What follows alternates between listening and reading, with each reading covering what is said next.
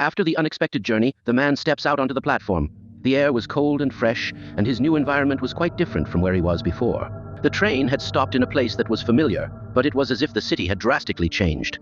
People could be seen walking about and going about their day, but instead of smiling and talking like a normal city, the citizens went about with somber faces. No one said a single word.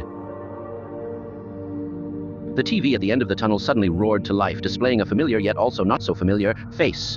Instead of his usual slim and balding appearance, Breen's face was much larger and, well, bigger was an understatement. His hips and derriere were much larger as well, almost comically so. The man couldn't help but stifle a laugh at the unexpected sight of Breen. A nearby citizen, who seemed to share the man's sense of humor, also began laughing at the absurdly exaggerated version of the city administrator. Breen continued his speech, addressing the citizens.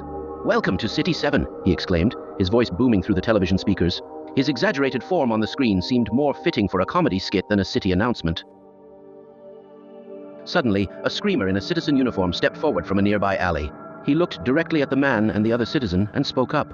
"Hey, do you guys wish me to kill him?" he said, referring to Breen on the screen. The man and the other citizen looked at each other for a moment, then turned back to the screamer. The other citizen nodded in agreement. "Yeah, I think we should," the other citizen said, a sly smile on his face. The screamer, filled with determination and amusement, began running towards the screen in the most exaggerated and goofy manner. Each step was intentionally oversized and comical, making the whole scene look even more ridiculous than it already was. Just as the screamer was in the midst of his goofy running, a bizarre sight appeared on the train.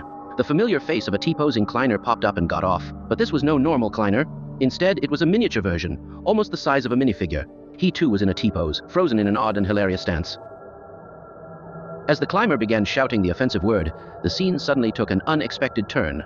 Just when it seemed like things couldn't get any stranger, the Burger King man from the fast food commercials abruptly popped up out of nowhere. The Burger King man burst into a full-on dance routine, complete with some boogieing moves. His dance was a perfect mix of energetic and ridiculously campy, creating a hilarious sight. As the chaos unfolded, things took an unexpected turn for the super scary, and everyone around, including the man, began running in a panic.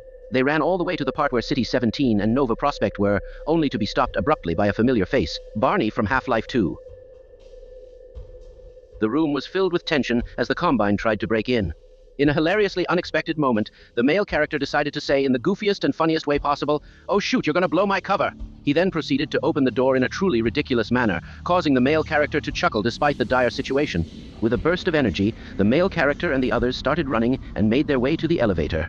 They managed to reach the top, climbed out the window, and escaped just in time to avoid the menacing Combine. The group found themselves in the city outside the train station in the heart of City 17. Suddenly, the big screens around the city started blaring, and the face of the big booty brain appeared again. The man and the other characters couldn't help but respond to the big booty brain with an equally comical and drawn-out, "Oh." The already ridiculous situation suddenly became even more comically absurd as the Combine approached.